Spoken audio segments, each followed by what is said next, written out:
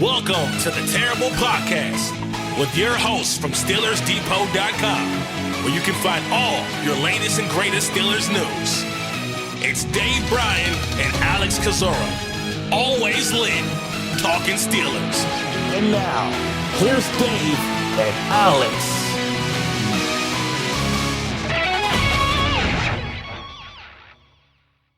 Welcome to the Terrible Podcast, Season 16, Episode 42. He's Dave Bryan. I'm Alex Kozora, SteelersDepot.com. Thanks for being back with us this Monday, Steelers Nation, as the Pittsburgh Steelers closed off Sunday night with a disappointing loss, 35-25 against the Green Bay Packers. Pittsburgh now 4-3 on the season, still lead the AFC North, but have lost their last two games for the team's first losing streak of the season. And in many ways, this loss was similar to the Bengals loss, but in many ways it was worse than the Cincinnati loss last Thursday. So Dave, plenty to talk about, not much of it good. How you doing?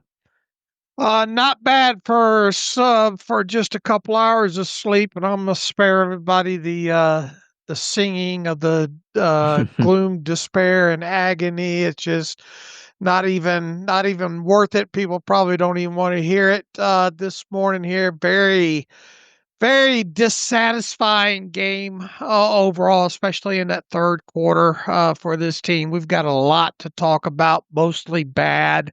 Obviously, coming out of this one, I thought they would have put up a better fight in this one, especially having a little bit of a longer week there and licking their wounds coming off of a disappointing game against the Bengals, and a little rested, and obviously the motivation of playing on Sunday night, and then the throwbacks and all the Aaron Rodgers story. I really in no way did I think I was going to guarantee a win or whatsoever, but I thought it would have been a more closely contested game than what it was. And even though the score ended up being 10-point difference in this, it felt and looked a lot different than that overall. And obviously they got, kind of the late garbage touchdown, if you will, to pull a little bit closer there. And, once you missed a 2-point conversion, it was over at that point anyway. It was really technically over before that. But anyway, we've got something to talk about today, even though it's mostly bad, and we've got some housekeeping to talk about thanks to our good friends at Touring Plans, right? Yeah, I want to shout out Touring Plans in a second, but like we usually do, just give me that 30,000-foot view summary of this game, of why this loss was as disappointing as it came to be. Ball out fast by Green Bay. Jordan Love, pinpoint, knew where he wanted to go with the football. Yak, yak, yak. More and more yak. Tucker Kraft could not be stopped. Steelers offense just tried to. Oh, Chris Boswell. Look, I love Chris Boswell. I think he's arguably the best kicker in the NFL, but I've seen enough of him trotting out there 3 or 4 times a game, having to kick 50-something yard field goals. Steelers on third down, ugly. Rodgers sacked a handful of times. I that's it. That's my main takeaway. Mine is the wheels fell off. And even for a Pittsburgh team that has had bad losses, including one against the Bengals a week ago or 10 days ago, whatever it is, and has had poor losses annually, I don't usually see them completely fall apart the way that they did in the last, 20 plus minutes of this game, certainly in the fourth quarter, and the second half outscored 28-9. This is a team that led 16-7 at the half, getting the ball at halftime. Felt like you were in a good spot overall, and this team completely imploded. Third down, very key, as you said. Pittsburgh's offense 1 of 10, couldn't sustain drives that led Boswell to kick 3 field goals from 50 plus, 4 in total. And then although Pittsburgh's defense started great on third down against number 1 Packers third down offense, Green Bay began the game 0-4. Green Bay ended the game 5 of 8, and they didn't just convert. They hit big plays, 59 yards, 33 yards, 24-yard touchdown, 15 yards, and a 6-yard rush to close things out. And so Pittsburgh giving up those big chunk fuel flipping plays was really impactful. Even though they were down deep in the Steelers' end by the time the third quarter ended, there Steelers were still technically leading the game as the fourth quarter started. Right. I mean, just you want to talk about the running okay in the race until the engine blew up. Well, that's become a theme, right? Mike Tomlin even said it. Coming out of that game against Cincinnati, things were fine until they weren't, and that's not good enough. That's not good enough of an answer here, and you're getting a lot of common themes within these. Even some of these games that you're winning as well too. You just, I mean, we've gone how many quarters now without a sack or an interception? Something like what, 13? Is it? 13 quarters without a takeaway. Last takeaway, I believe, was the TJ Watt interception over in Dublin. So it's been even longer since American soil Has seen a Steelers takeaway. Yeah. Old. The defense looks old, especially in the back end with the secondary. They spent a lot of money on this as well too. Slay 10 million, Ramsey 19.5 million this year. They're not getting their money's worth out of that group. The pass rush, because of the even sometimes when they're getting pressure, it's not getting home.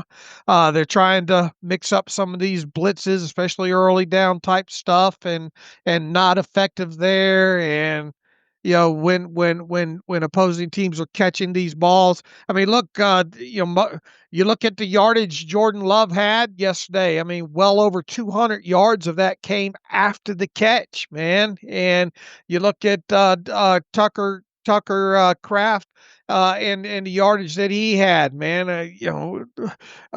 Easily 3/4 of that came after the catch in that game. I mean, his average yards completion past the line of scrimmage was under 3 yards. I mean, he not catching the football very very far down the field, but getting gobs and gobs of yards. And he's not the most fleet of foot guy. I'm not disrespecting him. I mean, the man had a great game and all, but I mean, he just running away from Steelers defensive backs in routes and after the catch there. And this team's got a young good tight end. They're going to go up this next week against the Colts. And oh yeah, that Jonathan Taylor guy's pretty good as well too. And this, Mike Tomlin talked about, and Highsmith even said earlier in the week, when we stop the run, we're an elite defense. Yeah, no, you're not. Right. You need to quantify that. When we stop the run and stop the pass, and then maybe we're an elite defense. And this team's got the warts. The warts just grow. They identify the warts, but they just grow the last couple weeks here. And this is a tough part. And then you lose Deshaun Elliott, very very good football player and communicator for you. It feels like he's lost for the season potentially now, at the very least multiple weeks. And this is a very bad spot for the Steelers to be in at this time of year. All right, now get on with housekeeping. All right, let's get to the housekeeping, and then we'll dive back into this mess of a game. Presented by Touring Plans, our weekly Monday sponsor. If you're planning a trip to Disney, any of the Disney attractions, Disney World, Disneyland, Disney Cruise Lines, let Touring Plans be your co-pilot to help you plan the trip to have the best experience possible. For ways to save money on tickets, which I know can be super expensive. I think they're raising the tickets again for some of the parks in 2026. Restaurant reviews, when the park is going to be least busy, and just all the tips and tricks you need to know before you go. Check out touringplans.com. Been a longtime sponsor of our Steelers training camp diaries and podcasts. And Len Testa, a really good friend Steelers fan himself, who's been to games this year, although I don't know how many more he's going to go to, considering how poor the product has been. We'll see if he's at the home game for the Colts in week number 9. But check out the site, touringplans.com, and tell them Steelers Depot sent you. All right, Dave, from the housekeeping standpoint, a lot to note here. We'll try to run through it as quickly as possible. From a health standpoint, entering the game, Pittsburgh in a pretty good place overall. Wide receiver Scotty Miller was inactive due to a midweek finger injury. The name to watch was center Zach Frazier, who was limited throughout the week with a calf injury. He played, he started, took every snap in this one, and seemed to exit the game without too much, without being too much worse for wear. Calvin Austin returned his first game back, 4 catches for 28 yards. Now, in game, there were multiple injuries that Mike Tomlin deemed significant, including to nose tackle Daniel Quale with a knee, as you mentioned, to Sean Elliott with a knee that came on that Tucker Kraft 59-yard completion, which was a true turning point of this game for a lot of reasons. Also noted, offensive guard Isaac Seumalo had a pec strain. Now, I don't know if that's significant in Tomlin's world. Seumalo attempted to come back and was in for a drive and then bowed back out. So I don't know if that's going to be as significant as Elliott's knee and Aquale's knee, but a pec strain could still certainly cost Seumalo some time, and it cost Pittsburgh the ability to keep using its 6 offensive line package because Spencer Anderson had to play left guard to replace Seumalo. And so those were the injuries in game. Also need to know from a housekeeping standpoint, Pittsburgh working out wide receiver Marquez Valdes-Scantling today, according to NFL insider Jordan Schultz. Pittsburgh tried to land Valdes-Scantling, Aaron Rodgers' former teammate, to start the season. Valdes-Scantling signed with the 49ers practice squad, appeared in a couple games with them, got hurt, was put on IR, and then waived. And Dave, you noted, I think last week, about the possibility of circling back to Valdes-Scantling. Pittsburgh seemingly doing so. They'll work him out Monday. We'll see if he gets signed to the practice squad and potentially carves out a role for this offense. Yeah, a lot to chew on there. The Aquale injury happened early. The way he kind of jumped up and came down and then grabbed for the knee, that obviously didn't look good. And, Daniel Aquale's, not a household name by any stretch of imagination, but I will say this, pound for pound when it comes to playing over the nose in run downs and all like that, I think he's been a real adequate run defender. Obviously not that much of a pass rusher. So I don't want to talk about irreplaceable, but when you look at the guys, but behind him, Otomewo's been getting a helmet. He's been really insignificant since that has happened. Logan Lee has been a healthy scratch the last couple of games after addressing the first, 4 games there. And he's certainly not somebody that you can count on that defensive line. And so, that one's going to, I think hurt more in some depth situations against the run, because once again, I think he's had a few quality snaps against the run. The Deshaun Elliott, man, this is a guy that's already battled through a knee injury, a couple of weeks ago there, and you just hate it for this guy. A guy that was very sound defender for this team last year, got the extension, this off season here, and then now it certainly does feel that if he's not out for the season, he's going to miss multiple weeks. The Seumalo thing, we've seen this story before with him with this pec, even though we'll have to wait to see if this is a tear or season ending, but it just he tried to come back and didn't last very long, and then was ruled out for the game.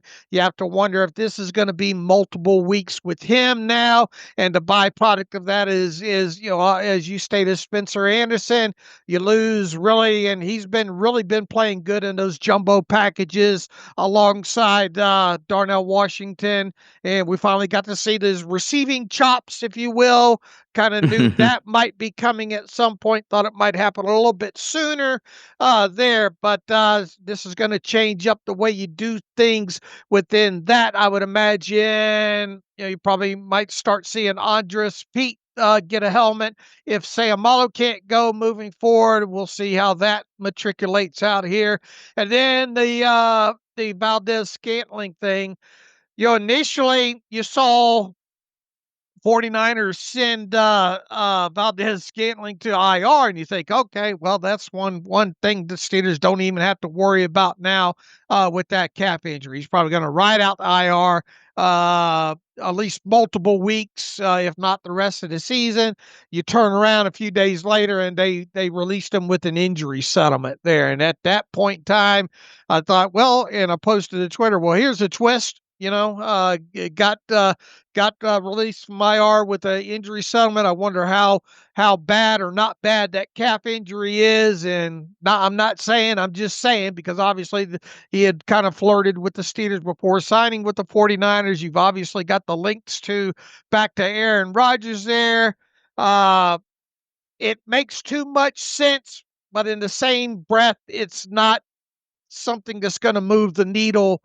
And because of all that, I expect the Steelers to go directly down Yep. down that path, because it does make sense, and because it doesn't move the needle all that much, and because there's been all this talk about the Steelers and adding a receiver.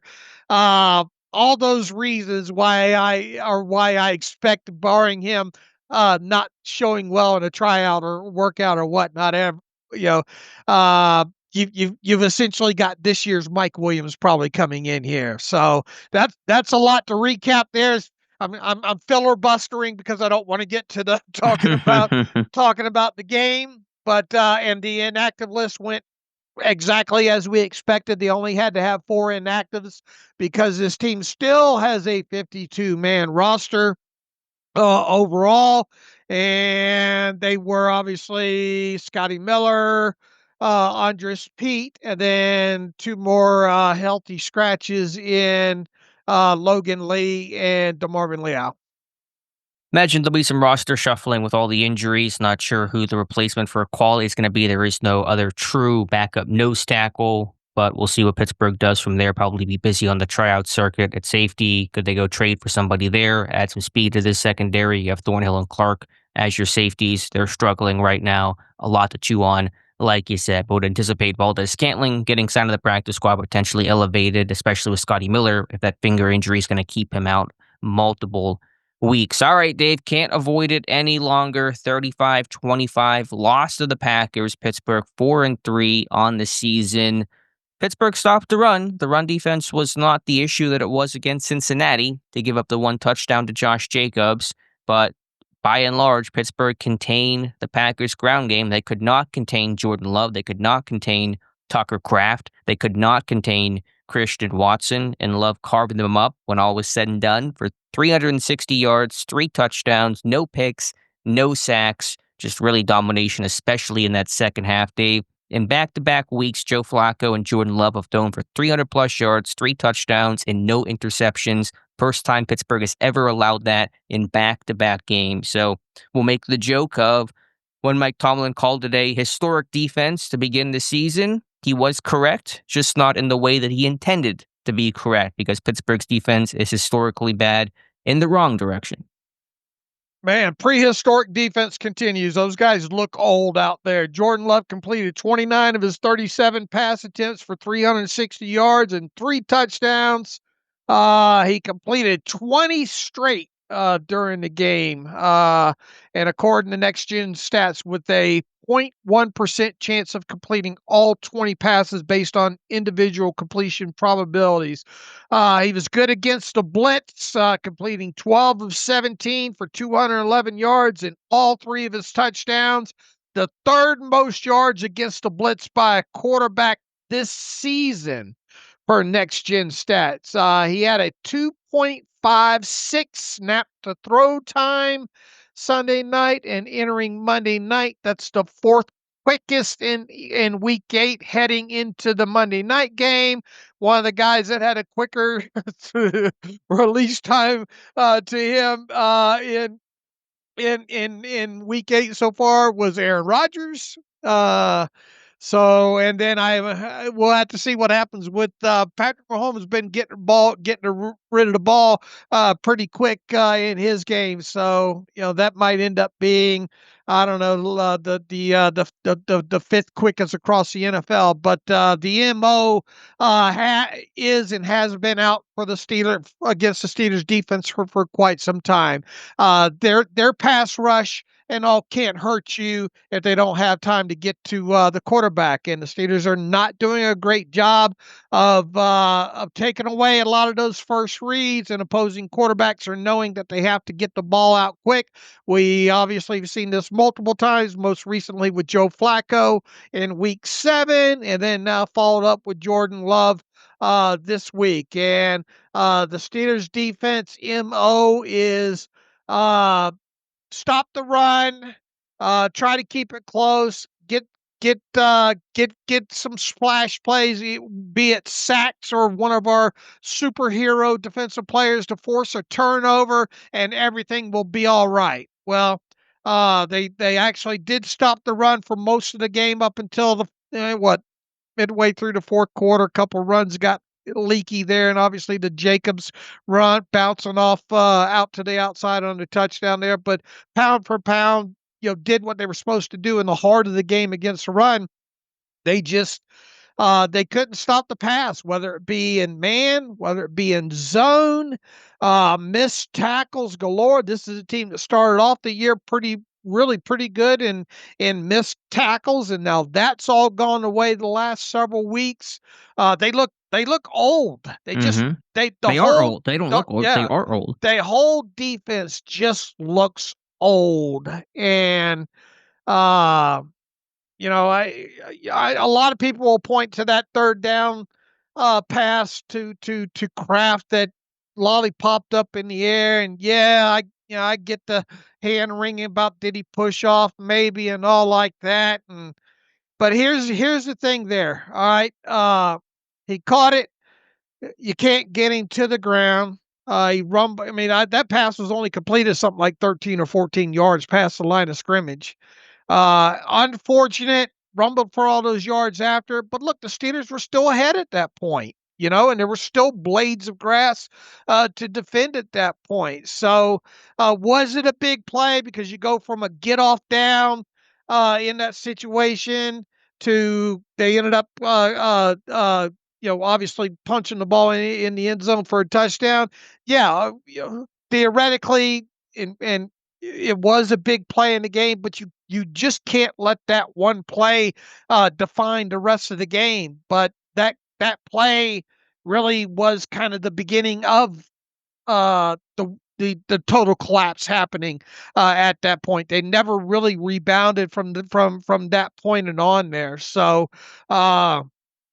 they've got to figure out how to get less predictable as far as where the reads can go in first reads. They've got to find a way to start making these opposing quarterbacks hold on to the football longer, so they can start trying to get some sacks and potential take. I mean, they're not even really close. That even deep lollipop down to Watson, that ball hangs up almost like a punt a little bit, and they're not even close to really contesting that. And that's the most irritating thing on this. You have very few really contested situations. Uh, one of them I think coming early in the game, third down, Joey Porter Jr. Being able to knock that away, but it could have been even more, because I think there was a drop pass or two in this one as well too. So until Mike Tomlin and Terrell Austin, can get people in there to start contesting some things, and look, the list is long, and you lose a guy like Elliott. Boy, Clark looks old, and Peppers when he's in there, old. Slay missing tackles looks old. Ramsey, click late, and Porter obviously not making plays. It's a recipe against good quarterbacks that know where to go with the ball and can get it out quickly, are just going to eat you alive. Pittsburgh's theory has always been, and rightfully so, stop the run and everything else will follow. And that's explicitly what the team said after losing to the Bengals, where they did not stop the run, but they did against Green Bay. And yet the defense could not make plays. They could not win on possession downs in the second half. They could not get pressure on the quarterback. They could not make plays in coverage. And so I think they're taking a really hard look at themselves saying, okay, we did what we were supposed to do, what the foundational things and elements of this defense are, which is stopping the run, playing good run defense, forcing teams into third down, forcing teams to throw, and they're throwing at will and saying thank you very much. And I think Pittsburgh does not have the answers right now because what can you run? In man coverage, they tried some pressures early in this game. Green Bay was countering that effectively, getting the ball out quick, getting yak after. In zone coverage, there was no success. There's just is no speed on defense. And it's so hard when you don't have speed. It's hard to run anything effectively because it's such a just important factor that impacts everything. You can't turn and run in man coverage. You can't close in zone.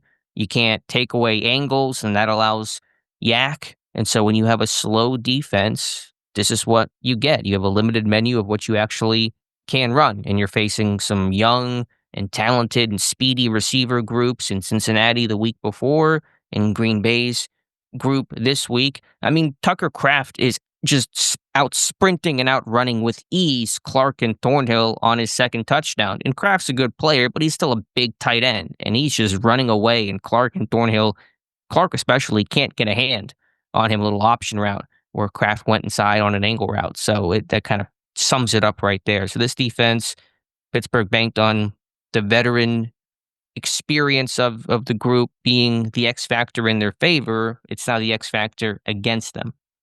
Even when they drop in zones, they have no really awareness of. Yeah, it's a bad zone feel, getting depth.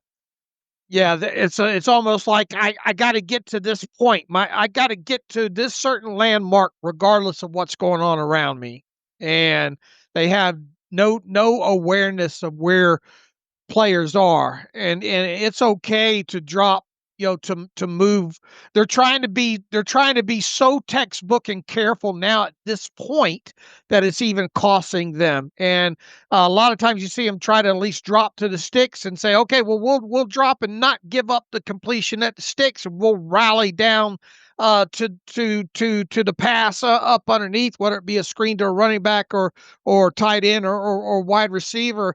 And even then, they're allowing the player, to get 2, 3, 4 yards after the catch in those situations. And everybody seems to be falling forward instead of falling back.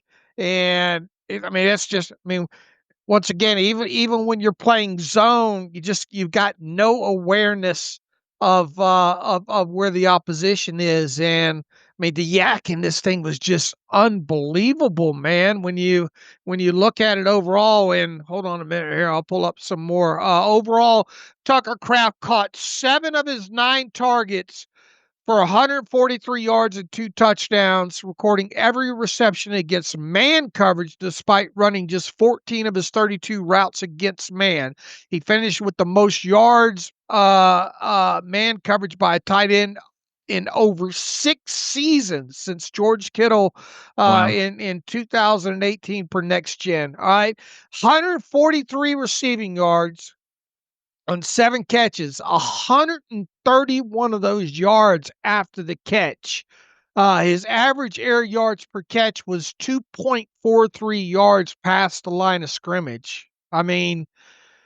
He's only one of those. The one that we talked about on the third down on the lollipop, that was caught like 13 yards down the field. So that's almost really the difference between your yards and your yards after the catch, right there. So, not only did this guy catch 7 balls on you, but what's 131 divided by 7? That's how much he was gaining after the catch on you, and 2 of those obviously ended up in the end zone. And 18.7 yards after the catch per reception.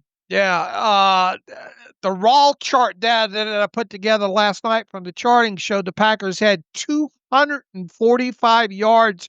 This is what the Steelers have technically been kind of doing on offense to other teams with a high percentage of yak. But they had 245 or thereabouts yards after the catch on their 29 completions, and Jordan Love had 360 yards passing. So it was a lot of stuff after the catch, and a lot of times after the ball coming out. We talked about going into this that you got to be careful because of Jordan Love not the fleetest of runner, but can take off with the football. He never had to quote unquote scramble for yards. Now a couple of times he had to maneuver away from unclean pockets, and he did that very, very well, and then made plays after that. But this is a guy that never even had to take off and scramble with the football. And about the hardest time he was hit was on that third down play by Queen, and he even completed that one. So once again, this is the beatings will continue until uh uh until things change here. And you're going to have to figure out a way to take away these first reads and be a little bit less predictable in your man zone type situations, so quarterbacks have to wonder about where they're going to go with the football in pressure situations.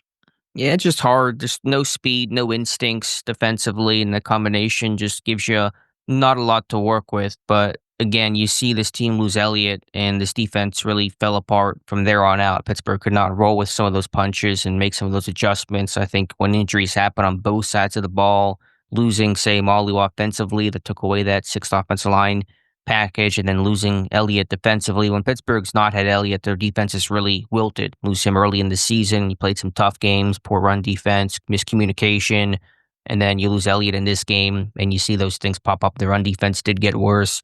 Miscommunication seemed to start occurring. The 2-point conversion Green Bay had, wide open, wide receiver. And so, Pittsburgh just struggling whenever some of those core guys go down, and there is no in-game adjustment, which falls on coaching, which falls on Mike Tomlin and Terrell Austin, and offensively on Arthur Smith. But Tucker Kraft certainly celebrating National Tight Ends Day with a historic performance for himself. And against Pittsburgh, Kraft, the first tight end with 140-plus yards and 2 touchdowns against Pittsburgh since Hall of Famer Jackie Smith as a rookie in 1963. Only the third tight end to ever have that kind of a game against the Pittsburgh Steelers. And every catch, as you said, in-man coverage, and Pittsburgh just had zero answer for Tucker Kraft.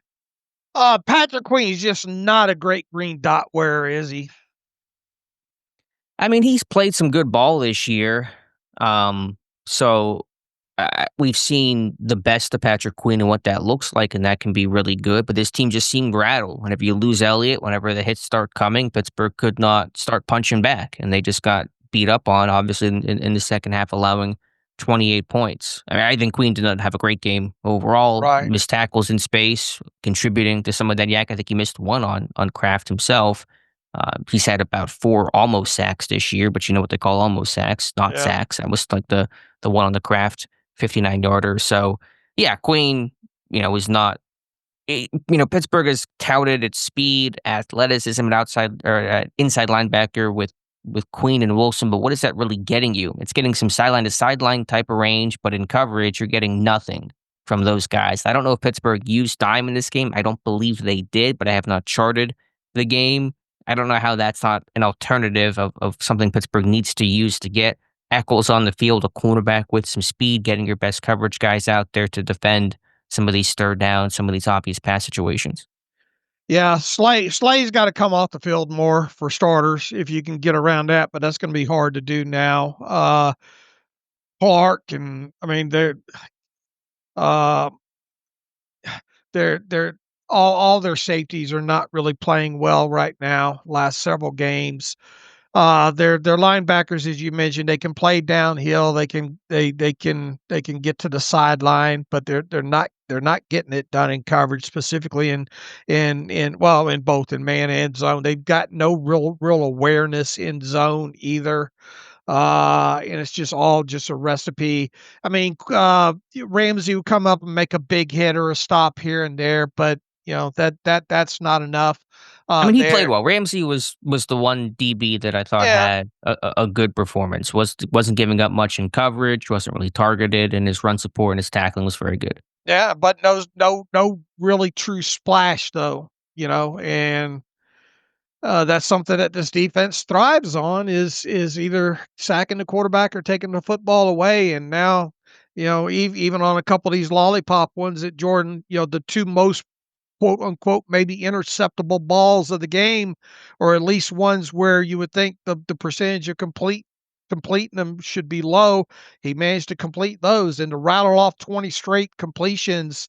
I mean, that's hard to do. I mean, and look, granted, the yards past the line of scrimmage weren't all that throughout that string there, but that big one to Kraft was, I think, right there near the middle, near the middle of the string and all like that. But uh, they had no answers for him whatsoever. He seemed to know what the blueprint was and knew where he wanted to go with the football. And I mean, even that quick kind of angle route, that Kraft ran. I mean, that wasn't all that deceptive, and it was just an easy pitch and catch and run. In that situation there. And once again, not a lot of contested at the catch point in this game. And a lot of the early stuff he was just dumping up underneath and taking small profits there. And that they had no answer. They couldn't get pressured in the times that they blitzed, and he was just money when they were blitzing, getting the ball out in those situations there. So yeah, they stopped the run up until midway through the fourth quarter, but the game, by the time they were popping the fourth, and look, even the Savion Williams touchdown there, you just out schemed in that situation, you in man situation, trying to follow him across, and a lot of trash for the defender to have to go over and get to, and then you even had three people on that side over there once, and you couldn't get him down. He just easily gets into the end zone in that situation there. Yeah, there's only so many guys on defense you can try to hide. You can only hide Darius Slay so much and these safeties so much. You got to play somebody, and there just aren't a lot of options right now. They tried to reduce Slay's snap count. It appeared in this one, again, have to chart this game, but Ramsey was playing outside corner and base instead of playing free safety. It had, I think it was Clark and Elliott as your safeties until Elliott went down. Then it was, believe, Clark and Thornhill that finished things out. I know Peppers did get some playing time, at least some snaps defensively in this game after being shut out against the Bengals. So Pittsburgh's tried a couple different personnel changes. Mike Tomlin said I'll be open to them after, but I don't know what you make. I don't know who you can turn to. I mean, there are some things to consider. More time for Eccles. You get Corey Trice Jr. back at practice, but again, there's just only so many guys that you can hide. And right now, there's just so many defensive deficiencies. There's just no answers for this team right now. There's no solution to a lack of speed, a lack of instincts, and comparatively a lack of talent. And look, even getting Corey Trice back, that's more of a wing and a prayer, because you really don't, for the most part, know what you have in him. And then you worry about, is he going to be able to stay on the field? You obviously, James Pierre's played some good snaps when he's been out there at times, but you can't, you're really breaking glass in case somebody, the guys and the depth, and even the depth that you thought that you had that might be adequate, behind Thornhill and all, and guys like Clark and Peppers just aren't adequate enough. And then you look at outside cornerback. I mean, Joey Porter Jr. is he is an occasional PBU guy. You worry about him taking penalties, but outside of that, he's not a splash guy for you. He's not a guy, stemming back from his college days, not a guy that's going to take the football away from anyone there. And if Ramsey's not making plays back there, and you're not coming down with those lollipops. And look, the linebackers were so worried about stopping the run, they were getting sucked up on the play action, and that was creating voids once again. And they continue to just chase their tail all game, especially in the second half and on in some of these games.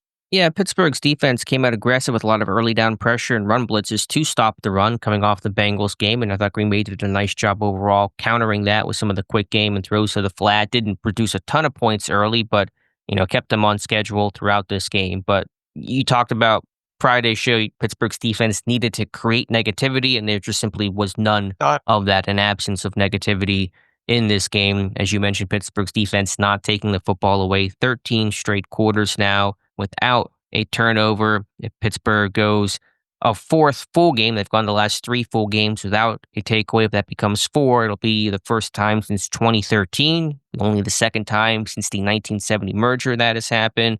Pittsburgh has been relying on splash, and to their credit, they have normally been very good about taking the football away. They could not do so yesterday. They have not done so for weeks now. They really haven't even been in position to do so the last 2 games against the Bengals and Packers. They've not even been close. They were close in that Browns game. They dropped a couple of picks in this game. And in the Bengals game, they've just been uncompetitive football across the board. And in the Bengals game, they could try to excuse that by saying, well, the run defense was an issue. We had to adjust, and that kept the Bengals menu open. But Pittsburgh stopped the run in this game overall throughout the first 3.5 quarters. And Love still torched them.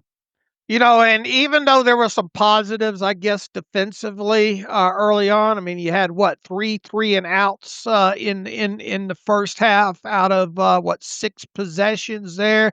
The touchdown drive was way too easy for them, and the Steelers and the other 2 possessions where they didn't cause 3 and outs. They were fortunate that their field goal chalk one up for Acrisure. The field at Acrisure, I guess. Played the best defense of the night. Yeah. 2 missed field goals in that situation that were, makeable field goals. You felt like they got fortunate there, so that's 6 points that they technically got a gift on in the first half, and you got 3 and outs, but that you got to play 60 minutes here, and then they come out obviously in the second half and 3 straight. I mean, all their possessions that really mattered, because the end of the game was just run out the clock and a kneel down there. All 5 of their second half possessions end up in points there, and they just read off the results of every second half possession that Green Bay had. I mean, 9 plays for 90 yards and a touchdown. That was obviously aided by the play to Kraft, I think, within that on third down. 10 plays, 78 yards, touchdown. 4 plays, 45 yards and a touchdown. And look, we ain't even talked about penalties yet. The Watt face mask, I guess that one didn't come back to hurt them, right? Wasn't that a missed field goal situation? That was at the end of the half, yeah. But then you had oh geez, what else? You had a couple of penalties. Well, you had 2 personal fouls. You had the Herbig and the Metcalf personal fouls. Right. Let's see, 8 plays, 47-yard drive and a field goal, and 5 plays, 19. And I think this was after the fumble, the Gainwell fumble. 5 plays, 19 yards and a field goal there. So, once again, the meaningful possessions that they had, throwing out the end of the game possession that ended in a kneel down, 5 possessions and 3 touchdowns, 2 field goals. That'll about do it. That'll do it.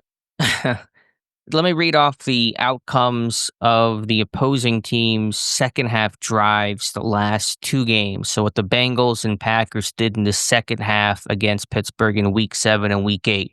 Field goal, touchdown, field goal, punt, field goal, which was the game-winning field goal by Cincinnati. And then touchdown, touchdown, touchdown, field goal, end of game. So Pittsburgh in the second half of these last 2 games has gotten 1 actual stop, which was the punt by Cincinnati. They've given up points on every other drive except for that end of game by Green Bay where they just simply ran out the clock. Now, look, I don't want to, I mean, Green Bay's got a great receiving unit overall, but in no way, shape, or form do you look at that group. We said this ahead of the game, good receiving group, but this isn't Jamar Chase and T. Higgins out there. Right. Now, Watson came back, and that was impactful, and sure, certainly felt that, but no excuses. Pittsburgh's supposed to have the secondary. They touted we can play man coverage against anybody, Dave, and that is a freezing cold take if I've ever heard one. Yeah, and as we stated, Tyler Kraft's a good tight. We said that this Packers offense throughout all, and look, they didn't even have Wicks or Reed. Reed, so and they haven't had, they haven't had Reed for some time now. This is a team that's been able to take their offense and implement more multiple tight end settings and be able to work around that. And they did just that. Obviously, most of the offense was able to run through Kraft, but I mean they still got good production on key downs and distances from Romeo Dubs. Watson had some key catches in this game as well too, and the Steelers didn't have an answer for any of it, especially specifically in the second half there. And yeah, even Savion Williams, as we mentioned on the touchdown, I think he had another play somewhere in the second half. I think that moved the chains as well too. And the pile always seems to be whoever it is. It always seems to be falling forward 2 or 3 yards on each and every play there. And you mix in no negativity, be it sacks or takeaways, and they pitch and catch in the second half the way they did 20 consecutive times. That's just going to make for a long day. And they just ran away from the Steelers in the second half. It wasn't even close. And to your point about Piles moving forward and lack of physicality post game, you heard some things that I've not heard come out of that locker room in quite some time. Multiple players, including a captain in Cam Hayward, saying the team didn't show enough fight out there, basically questioning the heart and the overall effort and intensity and the mindset of the locker room. So we've heard a lot about schematics and beating blocks and being more technically sound, but now you're hearing a different shift in tone of the heart and soul of this defense. And that's really another layer that cuts deep. And again, I've not heard that kind of language out of that locker room. This is a team that looks lost and searching for answers and doesn't know how to fix it and is getting torched along the way. Yeah, that being said, though, Queen says they will get it fixed. And as you like to say, Dave, don't tell me about the labor pain, show me the baby. And Yeah. Queen said that they'll shut down tight ends and they'll get that rectified. Get a tough time to do it against the Colts and Tyler Warren. That is one heck of a rookie that I'm sure Mike Tomlin will highlight tomorrow and will be talked about some when Terrell Austin speaks to the media on Thursday. Just some other stats here. As you said, Pittsburgh's defense did a nice job on third down early. Green Bay came in the number one third down offense, number one on third and long. They started the game 0 of 4, Green Bay did, but then went 5 of 8 afterwards and hit some big chunk plays on those conversions, 59 yards, 33 yards. Plays we mentioned earlier, the 24-yard touchdown to Tucker Kraft. Pittsburgh has been outsnapped in every game this season, a more narrow margin in this game, 63-57, but still advantage Packers. And the Packers won the time of possession battle, 31-48 to 28-12. Pittsburgh has lost the time of possession battle in every game but one this year. They won it against the Browns. And so Pittsburgh continually playing from behind in some of those, to me, pretty kind of key stats of who's controlling the ball and by that extension controlling the game. It was Green Bay. Let's see. What did Patrick Queen, when you talk about compounding issues, how much, when you zoom in, what do you feel is the biggest reoccurrent issue that are plaguing this defense? Situations. I think we just got to understand situations and understand formations and know what they're about to do. I think that's the biggest thing, just us honing in on that detail and being better. I think every time on third down, no matter what the distance is, we kind of fall short of that. Yeah. So I think we got to get better. Definitely. I think we got to get better at third downs for sure. And then, let's see, third straight game defenses. He had something else that really caught my eye. When you're giving up the yak the way you are, Tucker Kraft had over 100. I think we just got to be better. I think understanding no, that's not what I was looking for. There was something. What comment Yeah. about the tight ends, or what are you looking for? I don't care. I know what we are. I know who I am. I know not one to shy away from things. And anytime there's fire, I'm willing to go run into it. I don't care. Starting with me, there was something he said. Damn it. I can't find. Yeah, I think from time to time we're human. So he was asked about We got to pull each other back as a brotherhood, as a family, just try to battle back from these things. He had a real discouraging tone. I can't find the exact quote here, but it really left a bad taste in my mouth. One of the things that he said, I'm just having trouble finding the exact quote. Discouraging as in what sense? As in you didn't like the answer, or just the tone was discouraging Just because of the how tone, poor. yeah, just the tone was discouraging about how players got to put the next play behind them and all like that. I just can't Yeah. find that exact quote here. Well, this snowballed on Pittsburgh. There's no doubt about that. I mean, they started, taking some negativity in that third quarter, and it really spiraled from there. Like I said, I have not seen a game kind of get away from Pittsburgh in that sense, in a game that was competitive, and a game where Pittsburgh was having some success that completely went by the wayside over the final, 20 plus minutes, certainly the second half overall. So it just really got out of Pittsburgh's hands, and they just had no answer. They had no response. There was no call. There was no plan to be able to adjust to it. Yeah, he used the word urgency, I guess, a couple of times. Lacking urgency and all in there that caught my eye.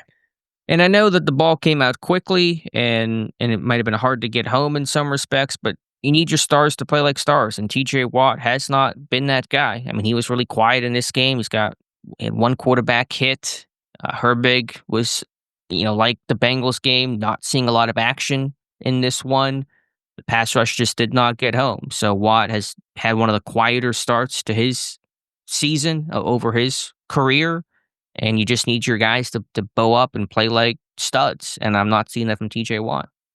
Watt was held to just 3 pressures on 33 pass rushes. That's a 9.18%, recording 2 of his 3 pressures when he was chip blocked. Watt was chip blocked on 11 of his pass rushes. His 5th game this season in which he was chip blocked on at least a quarter of his pass rushes.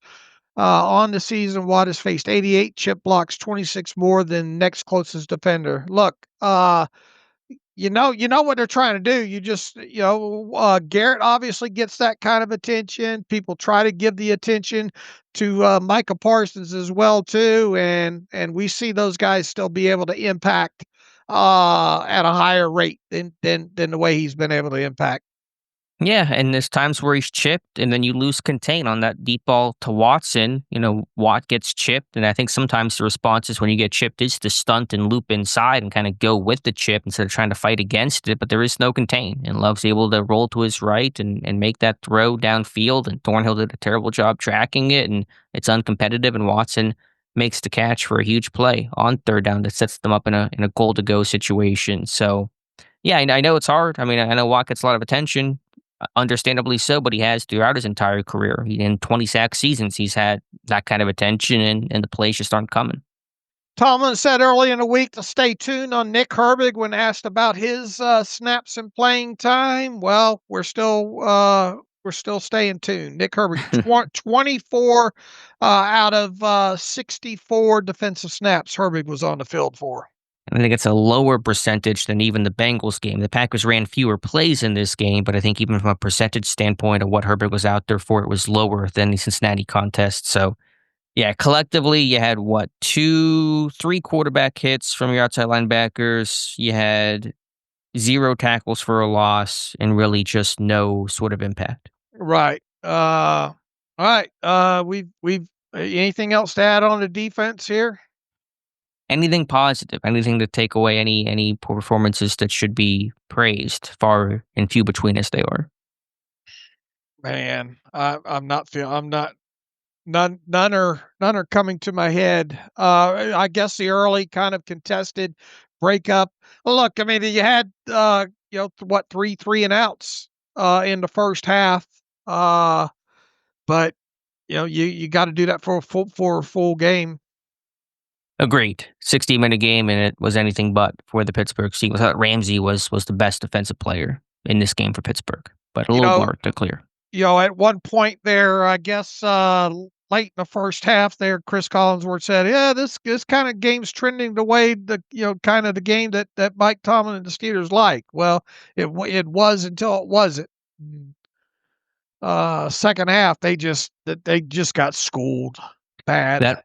Yeah, that worm turned real fast in Pittsburgh last night. All right, flipping over to the offense, it was better, but there's still some to critique here. 25 points on the surface is an acceptable number, but Pittsburgh with a lot of missed opportunities. 1 of 10 on third down, the 4 Chris Boswell field goals, only 1 red zone trip. They did score on it at the end of the first half, but just not finishing some of these drives. And Pittsburgh trying to really jump on teams early in the first half. While Pittsburgh was up 16-7 at the break, there were still chances to add to that lead, and Pittsburgh just not finishing some opportunities. Boy, that 1 of 10 on third down is just glaring. Yep.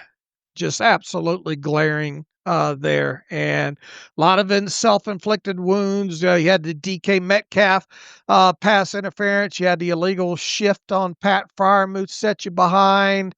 You had DK Metcalf later on in the game taking an unnecessary penalty.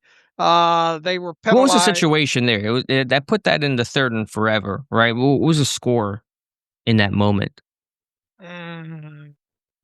I'll have to go back and look. I think it was 29-19, 10 minutes in the fourth quarter. Pittsburgh was about to get in a 3rd and 2, and then it turned into 3rd and 17. Rodgers was sacked by Gary, and then Pittsburgh punted.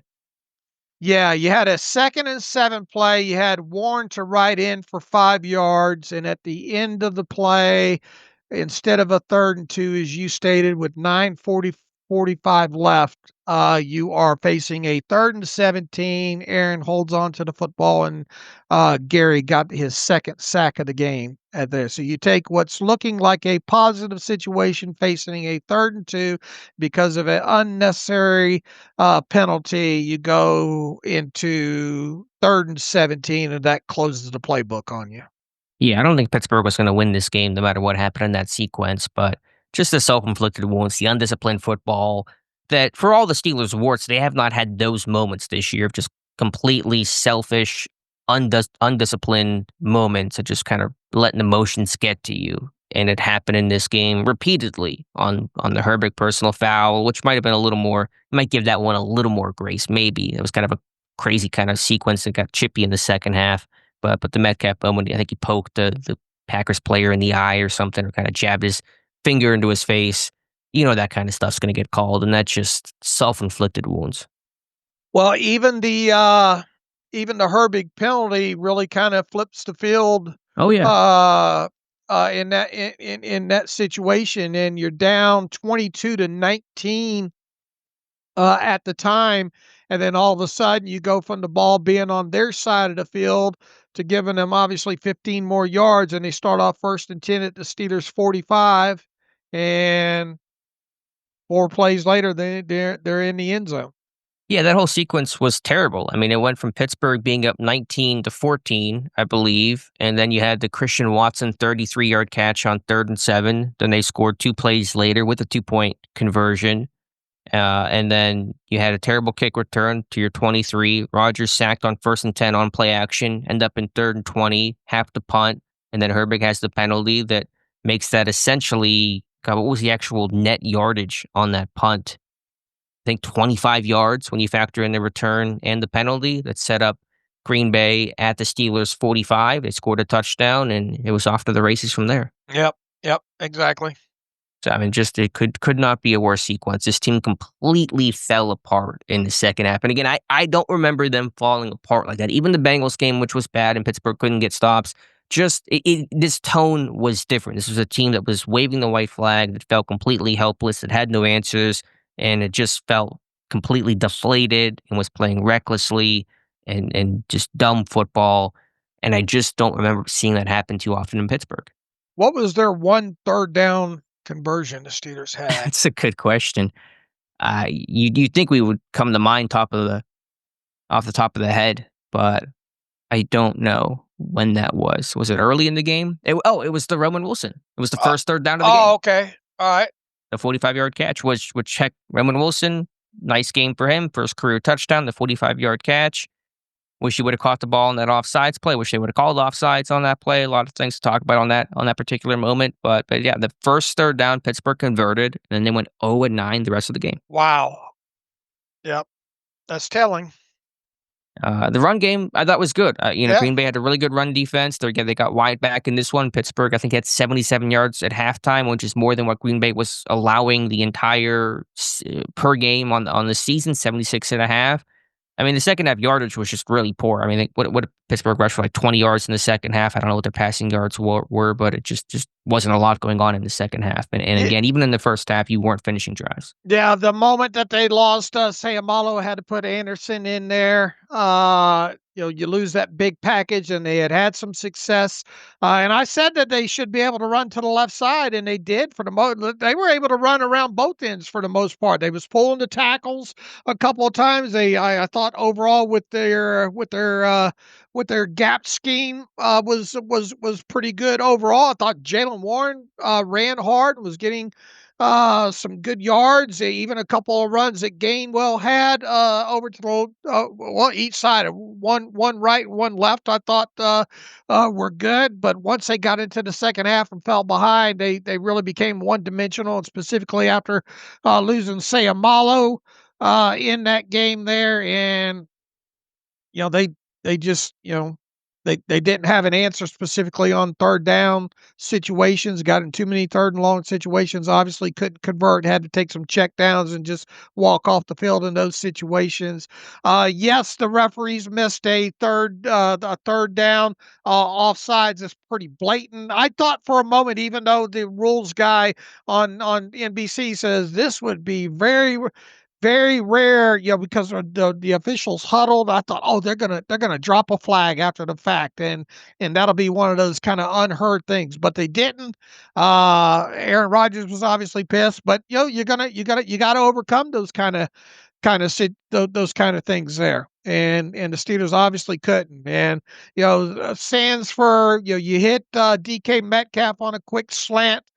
A lot of kind of RPO package type plays. It felt like throughout this thing, checking out of some things and into runs, and but outside of pushing the football down the field to Roman on that one, and then obviously on the touchdown to Roman, you didn't really see a lot of the football getting pushed down the field with success. And as I noted, Aaron Rodgers' time to throw was low once again, and his average per air yards per completion was well under 5.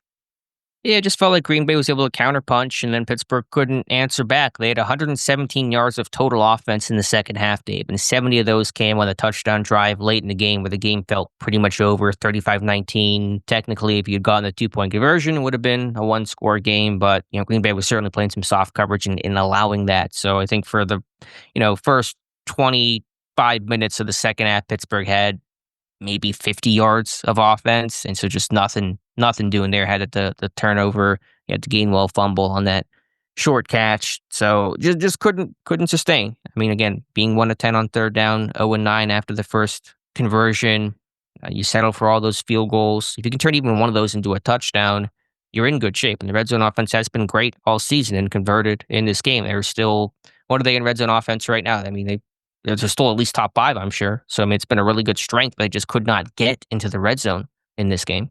You had all that momentum coming out of the first half as well, too. Real good drive. And I even said, boy, it'd be a great time to have a 4-minute drive here from the offense that ends in the touchdown, because this team gets the ball first in the second half. Well, they march down, use most of the time on the clock. DK Metcalf quick slant, for the touchdown there. And they obviously gave up some yards on the ensuing drive, but McManus missed a field goal, so you still able to carry that momentum into the second half with the lead. Once again, you had three and outs by your defense in the first half, two missed field goals in the first half there. You had the one touchdown drive, and then you come out in the second half with a chance to really gain even more momentum, and you go 3 and out. Yeah, Pittsburgh has done a poor job being able to bookend some of these moments. Well, they've done a good job scoring late in the first half, but they cannot, whenever they get the ball to start the second half, then get points as well. This has happened I'll have to look at the exact games, but I know it's happened multiple times because I've talked about it. I think in the Seattle game, it happened, maybe the Patriots game. I don't know if the Patriots game had occurred or not, but there's been a lot of missed chances there to really start building a lead. You're up 16-7, get the ball to start the third quarter. If you can find a way to get in the end zone there, you're really in control. You take away the run game, you start making Green Bay one-dimensional, and Pittsburgh just could not do it against the Jets. They had the ball. They scored late in the first half. They punted 3 and out on the first possession of the third quarter to open up the half there. I mean, I'm sure I can run down the list of games here and find a lot of similar examples. And you thought Green Bay missing that field goal end of the first half was really the perfect way to end the first half. Pittsburgh scored. Green Bay could not answer. And you got the ball to start the half. And Pittsburgh has just been unable to really accelerate that lead. Mm-hmm. And then, even though the turnovers, obviously the Steelers lost the turnover war here, but this game was over by the time Gainwell fumbled that football away. Yeah, pretty much. And the lack of takeaways is the alarming thing here for this Pittsburgh Steelers defense. So anything else here offensively? Calvin Austin looked a little shaky in his first game back. Jonnu Smith, some plays he left out there. The one down the seam was probably hard to make, but the 2-point conversion, you got to hold on to that football there. You got to be able to make that play. Fryermuth came back there, 3 catches, 13 yards. He briefly left the game with an injury, but he came back and finished things out. Anything else, Dave? Let's see, on National Tight End Day for the Steelers, they recorded 5 catches, it looks like, right? Yep. For 30 yards. I guess you can call Spencer Anderson a tight end, part of the club, maybe. 1 catch for 4 yards on that check down, which, hey, I mean, that's a fun... It's not, you can't really smile about it after a loss, but a fun little moment there for Spencer Anderson. No targets for Darnell Washington in this game, right? What was his snap count? Do you know his snap count? It was, hold tight here. I'm guessing less. Jonnu Smith led the team in tight end snaps with 38. Washington had 29 snaps in this one.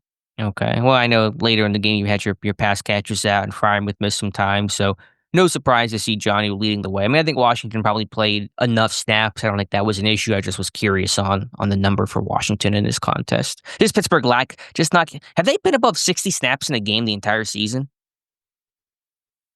What's the most number of snaps Pittsburgh has run in a game this year? Was it last night? 63, wasn't it? No, didn't they have 57? I'm looking at ESPN's. I don't know if they're counting some of the no plays. I'm going off of ESPN's the snap count. Official one says 63 here. How many did Green Bay have? 64. Okay. They might be counting it differently in terms of the no plays are probably still getting counted as plays run because ESPN showing 63-57 for Green Bay. Okay. Anyway, it doesn't matter. They're not possessing the ball, and if they're not getting enough plays, and when you're 1 of 10 on third down, it's hard to get those drives to sustain and rack that time of possession and snap count. Yeah, 0 for 9 on third down, the final 9. Ugh. And you got put in some third and longs. You got backed up. You had penalties, as you said. That's a big story of the first half of why they couldn't sustain. You had those penalties that put you in the 2nd and 13, 2nd and 15 against this rush where Micah Parsons can move around and get pressure. And Pittsburgh, I thought, did a decent job against Parsons. He didn't wreck this game, but he certainly still had his moments in this one. And the other guys, Gary had 2 sacks. We talked about it. There was so much attention on Parsons, and I get that, but it's not just Parsons. It's Rashawn Gary, who got paid a boatload of money a couple of years ago. He had 2 sacks in this game. So the O-line, I thought, did a good job overall. And I think in the run game, they did a nice job. But the Packers certainly were able to make more impact plays and splash plays than Pittsburgh's defense could. Parsons, wherever he is, and he lined up inside as well too. And that's the thing, though, is even when when he doesn't have the monster game, he frees up guys around him. And Gary, as we said, is somebody that gets kind of swept under the rug now that Parsons is there. But this is a guy that was already a notable pass rusher and negative play producer prior to Parsons arriving. And the presence of Parsons just sinks. I mean, just makes the ships around him rise because of that. You saw that firsthand. And I mean, that guy, as I stated earlier in the week, goes 90% on every play. And He almost got Aaron Rodgers from behind on one of those there. So he played a big part in the sacks that they did get in this game, and of course he had one of them. Yep. All right, Dave. Where does this team go? Special teams was Special teams. okay. Yeah, when you have Boswell doing a great job. I thought Waitman did a nice job. Christian Kuntz, a great tackle. I thought the coverage teams were solid in this one, so no big issues there. Boy, Waitman had had a couple of them that I thought, was that ball going to come down? A couple of those, and one of them they even got a muff on and couldn't come up with the football on because of that. But they did not lose this game because of special teams. Yeah, it kept them in it, and Boswell, man, just give that guy a blank check in the offseason. Yeah, that guy's like I said, he's so good. I know how good he is. Let's let him just kick some extra points now. But you're relying on him way too much. You're just not going to win these games by kicking 3 or 4 field goals a game. I think I made the comment in the offseason. I debated writing an article, but I figured people would yell at me too much for it. Is Chris Boswell too good? And I say that a bit tongue in cheek because, as you said, Pittsburgh can often over rely on Boswell to, we're in kind of range. It's 3rd and 7. We'll take the 3 points. Like Pittsburgh is very much Mike Tomlin in the stats show the most conservative head coach in the NFL. Doesn't push the envelope on 4th down. I think a large part of that is because of trust in Boswell. Yeah, and that chart that I posted last week, Tomlin's at the tail end of it when it goes to aggressiveness on 4th down. Trying to think some of the 4th down situations in which they kicked it. A 4th and 3 from Green Bay's 32, kicked it from 50, made it. What else was there? You had a 4th and 4 from the 24, turned into a false start that backed Pittsburgh up. 4th and 9, but still 4th and 4, decided to kick it, which I think is fine in that particular circumstance. I'd have to look at the others, but there's a lot of comfort in Boswell, and he's fantastic. This is not any shade on Boswell. I mean, what more praise can you give about this guy? He's been amazing and consistent, and you see Green Bay struggle, and the field wasn't probably great last night, and Boswell persevered, but the comfort that Boswell creates, I think, makes this team pretty conservative. I tell you, for as having a defensive background that Mike Tomlin has and has had and all like that, he needs to. They need to take a hard look in the mirror, an extremely hard look in the mirror about personnel and schematics and all like that, because they just can't keep repeating the same old thing week in and week out right now, and it's easier said than done with the personnel that they have. But you're not getting splash. You're not forcing the quarterback to hold on to the football, and you're not tackling well. I mean, that's it's real disturbing, the yards after the catch in this game. Would you have probably still lost this game without that extraordinary yards after the catch? Probably, but I mean, it compounds the problem even more when you have 200 and whatever of 300 something yards that Love had. You just got to keep making them make more plays and running more plays, and they're not doing that by these missed tackles and all this yak. But you're also getting beat deep too. The Watson catch, the Higgins catch last week. I mean, you're not doing anything in the pass game. You're not well. even contesting those too. Like I said about that one with Watson, I mean, it was a lollipop, and you're not even contesting that at the end of it. Yeah, so there's just nothing Pittsburgh does well. So I don't know what answers they're going to have here, but they're going to have to find them because you're playing the number 1 offense in Week 9. It's Pittsburgh's prize here. What have they won, Dave? They're facing the Colts' number 1 offense, and Tyler Warren and Shane Steichen, a really good offensive mind. And so this road does not get any easier for Pittsburgh. It just gets harder. Yeah, and you turn around and get Cincinnati again. You get the Chargers and Herbert. Just rolled Minnesota. Yeah. And then, you get what, you're going to get some creativity out of the Bears in Week 12. How are you going to handle that? Then you get Buffalo, and by the you get into Week 14, Lamar's going to probably be healthy and back at things by then. And you get Detroit later this year. Yeah, we talked about when the schedule came out, making hay in these first 4 or 5 games, and uh, you couldn't even do it against the Cincinnati Bengals team with Joe Flacco on 10 days, there, and then you go out and get rolled. It's hard to be optimistic right now, especially with the Colts coming to town. It really is. The best news is that the division lead did not get any tighter last night from first to second place. At least the Bengals were upset by the Jets. The Jets get their first win of Aaron Glenn's tenure. Now, the Ravens did win and played well without Lamar Jackson and beat up on the Chicago Bears. 32, I think 16 was the final there. So Ravens are trying to find some traction, but Pittsburgh's division lead is still, basically been maintained. But Pittsburgh is always good for a 3-game losing streak during a season. They've gone 7 straight seasons, Dave, with at least one 3-game regular season losing streak, and of course could make that 8 with a loss to the Colts on Sunday.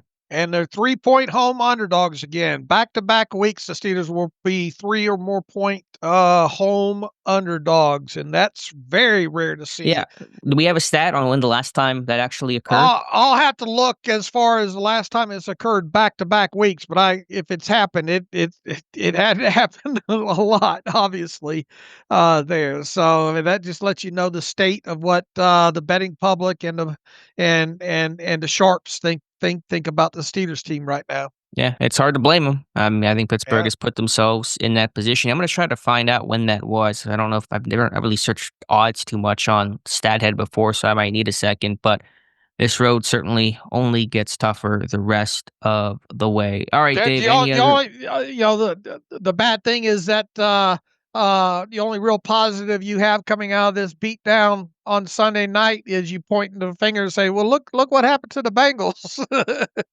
Yeah, that's Uh, the rallying cry here, so to speak. All right, Dave. Anything we're missing? no, other than some angry emails. All right, well, let's get to those angry emails and close out today's show. And just, yeah, by the way, no live stream tonight. That's just part of our regular schedule. Did one last Monday, so be back with you guys next Monday for the YouTube live stream. Oh, Lord, we got a ton of them in here. Thomas Pure writes in, good evening, Dave and Alex. It's Thomas from Ontario, Canada. Same old Steelers as always. The league's most expensive defense consistently gets exposed by one player a game. Chase last week, Kraft tonight. Whether it's scheme or play calling, they look completely inept. If Tomlin refuses to get out of the way and let his coordinators do the job, Rooney needs to step in. He says TJ has vanished. Porter can't cover without a DPI. Slay is old and interested in tackling anyone. Now, if my fears are confirmed, Elliott will be lost for the year. This team makes it harder and harder to root for them every year. If the Rodgers experiment ultimately fails, a nuclear bomb needs to be dropped on this roster and start over. Too much money output for underperforming players. Hard to disagree with a lot of what Thomas just said. Yeah, I don't get too many nuclear bomb references on the podcast, but understand the frustration. And yeah, if this roster, this season goes the way that it's trending, then you're going to have a lot to look at for the season that was supposed to be maybe not all in, but certainly an aggressive push. And let's get the veteran group and try to win now and capitalize on the moment. It's been anything but. To answer the question, I think Pittsburgh's actually the underdogs in back-to-back home games just last season, Dave. In week 17 and 18 against the Chiefs and Bengals. They were the underdogs and, of course, lost both those games. By 3 or more? That's a good question, actually, on the line. I don't know if it was by 3 or more. I don't think it actually was. So Okay. I may have to redo that study. But in terms of just being underdogs in general, it did happen last year. All right. Russell, who's trapped in Baltimore, says, before the Bengals game, I was okay with the idea of trading for a wide receiver and trying to make a run in the playoffs. He says, not anymore. Our defense can't create pressure, and the secondary still can't cover. The days of Watt taking over a game appear to be over. Look, once again, even at, anything outside of adding a legitimate needle moving wide receiver via the trade.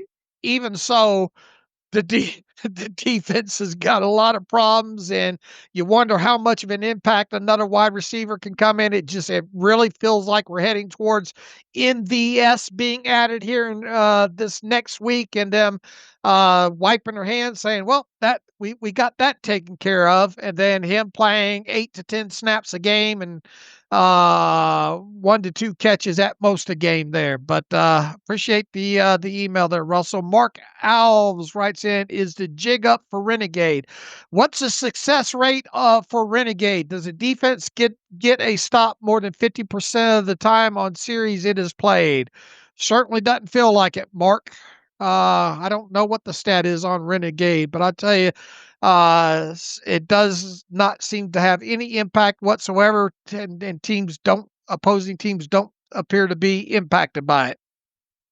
I mean, just putting even that aside, although point taken, it did not feel like a Steelers game last night. The Packers fans were out in full force. You could hear the "Go Pat, Go" chants. Aaron Rodgers said Pittsburgh had to use a silent count at Acrisure last night. That's how loud the Green Bay fan base was. Now, I know this was a big and specialty game for Rodgers and Packers, and the Packers have a great fan base like Pittsburgh. They're very similar. But again, you just had a different tone of last night. Losing is one thing. The way in which Pittsburgh lost, the way in which the wheels fell off, the way it felt like they were dominated in the second half of this game, the fan base, the feeling in the crowd, it just had a different feel. Agreed. Jason Chadwell writes in, I know you guys will have plenty of emails on this losing Monday. The team and the season are cooked. Defense is old and slow, Watt included. It may very well be time for a full rebuild, which we know they won't do, he says. I blame the defense more than the offense. The Ravens will be taking the division lead in 4 weeks. Bold prediction, Steelers will miss the playoffs, Jason writes. Sorry, no question, but wanted to vent out on this Monday. Understandable, Jason. Look, I mean, we talked about going into the season about guys that had to have big years to get contracts, and guys like Keanu Benton and Joey Porter Jr. and they've still done nothing to make you believe that will be the case. And then the whole 5th-year option with Broderick Jones, even though he has, played better, I think, the last several weeks. I'm not to the point where I'm giving him that 5th-year option over the spring, and you can't pay Ramsey $19.5 million for what you've gotten out of him right now. What else? I mean, you're going to, the offense, you need at least another wide receiver. Jonnu going to be gone, going to be one and done. I'm not sure. We'll kind of keep the season playing out. I'll kind of talk about those decisions because you know how much things can still ebb and flow. There's still half a season to go. To give you the updated stat, Dave, and I hope I've sorted this correctly. I'm doing this on the fly here. Last time Pittsburgh were at least 3-point home underdogs in back-to-back games. Looks like the end of the 1999 season against Carolina and Tennessee. They beat the Panthers. They lost to the Titans. That was Mike Tomczak starting both of those games. So it's been 25 years Pittsburgh has been underdogs to this degree in consecutive games. Yep. So never during the Mike Tomlin era. Yeah. Yeah, it does not appear so. All right, Brian Tellini, Dave, and Alex. Never thought I would miss the days of Artie Burns, Ross Cockrell, Sean Davis, and Mike Mitchell, but here I am. It's 11:24 p.m., and I'm questioning every life decision I've ever made that has led me to watch this game. The one positive that we can say is that the defense doesn't have a ton of lengthy contracts. It will have a very different look next year, especially the secondary, who should be sponsored by Metamucil, AARP, and Velcro shoes. Come on, you got to mix in some what do I wear? The knockoff the Crocs? What do you Crocs? wear? Yeah, the Crocs. Knockoff Crocs. I was thinking of Tom Selleck shipping on my screen last night trying to sell me a reverse mortgage or something. I'm sitting here in white ankle socks in Walmart Crocs. Please, you gotta. I was gonna make a joke. Go ahead. Just finish your sentence. And my tan cargo shorts. Here. They are old, slow, and tough to watch. Come on, 2026 draft, Brian writes. Uh, Chris Lookhart says, good morning, fellas. I have to say the Steelers may need to look to make the defense stronger at the trade deadline. The offense is pretty good. DK needs to be slapped in the head for stupid-ass penalties, but our defense is terrible. Rodgers has made so many great throws, but it's for nothing. I hope you have a good day. This team stresses me out. LOL. I mean, what are you going to even do with the defense at this point if you were to go out and add? And who would you add? You know, that can come in and impact this defense significantly. Yeah, I mean, I was thinking about that. I read about it this morning. I've been kind of really anti on the trade for a receiver trade. I think I'm even more steadfast than that after last night. You think DB, corner, I think you play Echols more than you go trade for a corner. I don't think trading for a corner is going to be the answer. At safety is, I think, where you'd be looking for help, especially because of the Elliott injury and just the lack of real confidence in the replacements. It's hard to find any available names. A lot of guys that I thought would make sense are guys that just signed contracts this year in free agency. The one name I would throw out there that I wrote about for the morning was Ashton Davis in Miami, a team clearly selling Davis on a cheap 1-year contract. He's not super young. He's 28. I think he just turned 28, but there's some speed, some athleticism there. He also was coached by Steelers DB's coach, Jared Alexander at Cal. That was his positional coach in college, and so a connection there, although Davis did suffer a quad injury early yesterday, so I don't know the status of his health going forward. But yeah, I went down the list of safety names, and there weren't a lot of options. Could Pittsburgh go in free agency? We'll see, but I don't know what's available out there right now either. Can Marquez Valdez-Scantling play cornerback? Couldn't do much worse. Bill Ewan, all these are the same tone as you imagine. Well, we are in the middle of our annual 3-game losing streak. I still have faith, but the D just looks old and slow. Slay and Thornhill need to go. Slay is too old and slow, and Thornhill is just slow, but makes up for it with poor effort. Seriously, what was that jump on that deep ball? Yeah, that was painful. In a little fairness, I don't think it's poor effort. It's just bad instincts and a bad angle to the ball, but bad all the same. Yeah. Are there any free safeties out there? Can we play Clark and Peppers back there? Can we bring Trice back and give him a shot? They're going to have no choice but to get Trice up and running to see what he can do. Pass rush can never get there if they can't cover, and when they do, floaters end up in big plays instead of interceptions. Front seven is good enough, not great, but good enough. What can be done with the secondary? Yeah, not a lot. They're going to have to schematically figure out. They're going to have to in zone. They're going to have to be more aware of what the route combos are going to be to get a little bit closer in zone, just instead of just dropping to spots. Bunch formations, they just are horrible at. They can't sort through one of them getting rubbed off or having to go over the top in bunches at all in man.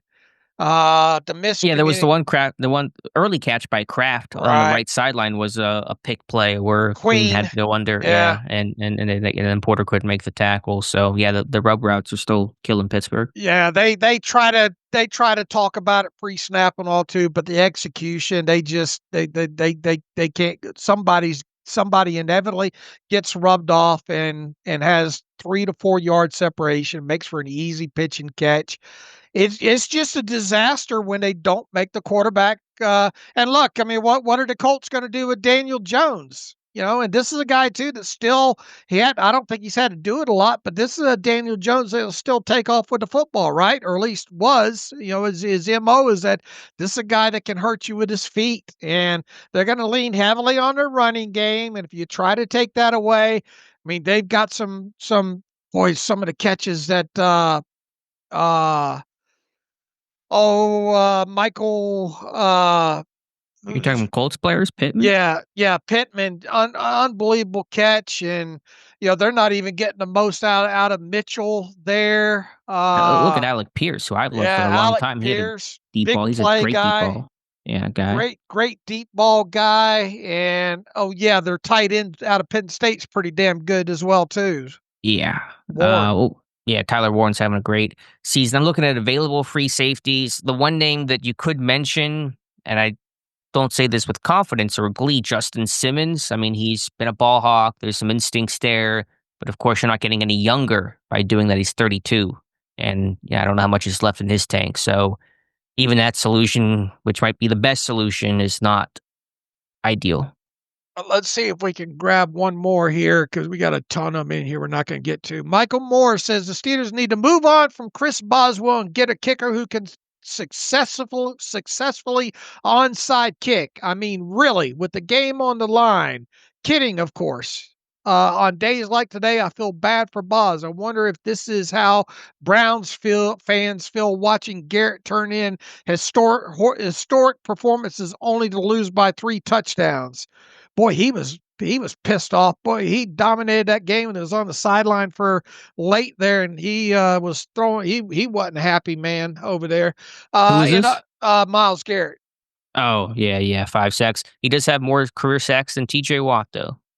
Broke past him last night or yesterday. In all seriousness, though, this was the most frustrating loss I've watched in a long time. Absolute collapse in the second half. My question is, as someone who doesn't watch Y'all 22, can you explain our common routes concepts to me? It feels like I watched Chase burn us over and over on slants and drags and Kraft this week on flats, the simplest concepts that have the ball out quickly to wide open guys. Meanwhile, our screen game continues to leave us regularly behind the chains. If that's not that, it's deep routes that lead to sacks, nothing intermediate unless it's 3rd and long.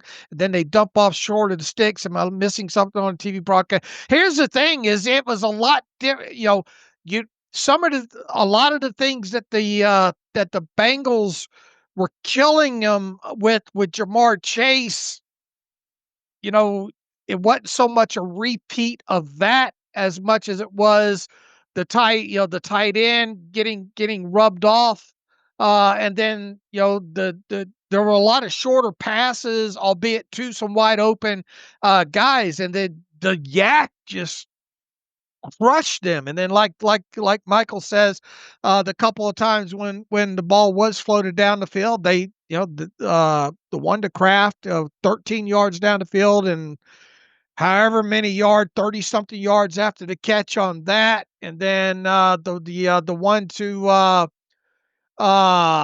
Christian Watson was uncontested and floated. And I mean, they're giving up easy catches regardless. And a couple of slants they got beat on in this one, but it was you didn't see the same exact kind of things that Chase beat them on. Yeah, it was the quick game early to beat the blitz, and then some of the deep balls on 3rd down late is kind of the summary of it, and then the yak stuff as well against Tucker Kraft. Yeah, Pittsburgh just can't stop anything. It's not just one particular area they're struggling in. When you don't have speed, when you don't have instincts, there is no. You don't have a chance. You're not going to be able to cover anything man zone, no matter what the combinations are. You're going to struggle. And Pittsburgh is just really deficient in those 2 key areas that are really hard to mask. Again, like I said, who do you hide? If you're hiding players, you're hiding half the secondary because they just can't make plays. One more. Sean Kloss writes in, "Hey guys, Sean here. Thank you for what you do. You're the best Steelers coverage. I think the sample size is big enough to say that's who this team is. Coach T, he's coaching T. Oh, the coaching is bad. The players are worse. Sure feels like a lot of arm tackles and players trying to avoid contact. I think they are soft. Your thoughts?" Yeah, look, I mean, you go back the last several games now. There have been some instances where the aggression on trying to tackle, especially guys not named Ramsey and Queen, it doesn't feel like all out, hard hitting there. And as far as the sample size, look, I put a lot of stock into Justin net yards per passing attempt at this point of the season. Once these teams get 7 to 8 games underneath them now. The Steelers defensively adjusted net yards per passing attempt stat is 6.6, Alex. That's not Where should it be? Where does it need to be? 6.2 is kind of your benchmark uh I minimum. man, I it 5.8 at a minimum. And if it's point 0.8 away from that, I mean, In rising. I thought this could be 5.4, 5.5, 5.6, maybe 5.8 at worst, but it's at 6.6 now. And that, you know, with traditionally, historically, that's who you are at this point, you know? And this number may rise given the matchups Yeah. we just highlighted on the horizon, starting with the Colts Sunday. And here's the thing, offensively, the adjusted net yards is 6.8, I think. So that's more, that should be at least going into the season. If you would have told me that the offense would have a 6.8 NEA stat, I'd say, all right, well, they've, yeah, if you would have said, you know, no, play, let's make a deal, and would you take what's behind? Would you take this or take your chances behind what's behind Kurt number one? I would take that 6.8. Would you? Oh, yeah, I would. And I wrote about that over the weekend. The frustrating part of the Tomlin recent tenure, really since 2017, 2018, is you've had this seesaw. In years where the offense has found traction, the defense has suffered. In years where the defense has been elite, the offense has been a mess. And you felt like this could be the year where you had balance, but with an above average offense and a good defense. And the offense has generally held up its end of the bargain, not been perfect, issues in this game, but it's done a nice job overall. And this defense is completely underwhelmed. Technically, according to Pro Football Reference, that 6.6 NEA, I think, is 12th worst.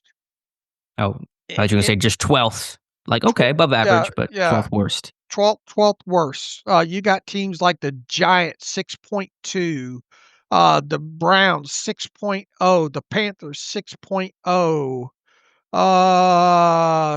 Yeah, they're just simply not close enough defense wise. So, how much will this move? It needs to move a lot. In the next few games to win some of these games, and it just there's no sense coming out. Now, look, Green Bay is a good team, well coached team, blah blah blah, but it's just it's not good enough. And generally, at this point of the season, with this many games, you are what this number says you are. And Pittsburgh is facing again a Colts team that has scored 31 or more points in 5 of their last 6 games and scored 38 or more points in 4 of their last 6 games. So get ready for that. I don't know how to paint this any other way, and the rest of the emails are along the same line. So it's time that we get out of here and start looking at some all 22. I've watched like 5 plays of. So we'll dissect this thing even more on. That's all you can call it. Yeah. Wasn't much of a game. On Wednesday. I don't know how I'm supposed to paint some optimism in here. You got anything? Well, I never try to paint with an intent to say good or bad. I just say what is, and what is obviously pretty poor. And again, won't get much easier. I mean, in terms of the things that were done well, you had some offensive success. The defense did generally play well in the first half, but you do think about the Packers missed 2 field goals, and if they made both of those, then you're at 41 points in this game. So it could have been worse. We'll see. We'll see what Sunday brings and go from there. This team has no identity on defense. Their identity on offense is that their running game has gotten better over the last 3 or 4 games. Even so, they any negativity can pull the plug on this offense. The big plays aren't happening at a big enough clip still. In games that they don't get a lot of yak, they seem to suffer in. If there's any consolation, Aaron Rodgers is able to throw touchdown passes, you know. able to make and extend some plays. But 0 for 9 on third down after your initial third down, big play to Roman Wilson and your late touchdown to Roman Wilson. I guess Roman Wilson was a bit of a positive coming out of this. Jalen Warren was a bit of a positive coming out of this, but obviously that's not enough. This defense needs to find an identity in a hurry. It's hard to envision that happening. Yeah, and not to think too far ahead, but I think about what does 2026 look like? Where does this roster go? What camp is Pittsburgh in? Are they going to still keep pushing? What if Rodgers doesn't come back? The roster, it just feels rudderless and aimless in terms of where this team is at, but also where they're headed. Yeah, it does. Yeah. All right. We'll get back on Wednesday and try to change the the crayons that we use. All right. All right. You can follow me on Twitter/X at Steelers Depot. Follow Alex at Alex_Kozora. Follow the show at Terrible Podcast. Email the show, theterriblepodcast@gmail.com. If you like what we do and want to donate, SteelersDepot.com. Hit the donate button. Also, ad-free version of the site. SteelersDepot.com, hit the ad-free button. Follow the directions that way. Get a username and password. And make sure you hit the login button to use that username and password to take advantage of the ad-free version of the site. We'll have some film rooms up, as disgusting as they might be, over the course of the next several days here. And Mike Tomlin will talk to the media on Tuesday. We'll cover that and then start getting into preparing for Week 9 versus the Indianapolis Colts. So until Wednesday, as always, thanks for listening to the Terrible Podcast with Dave and Alex.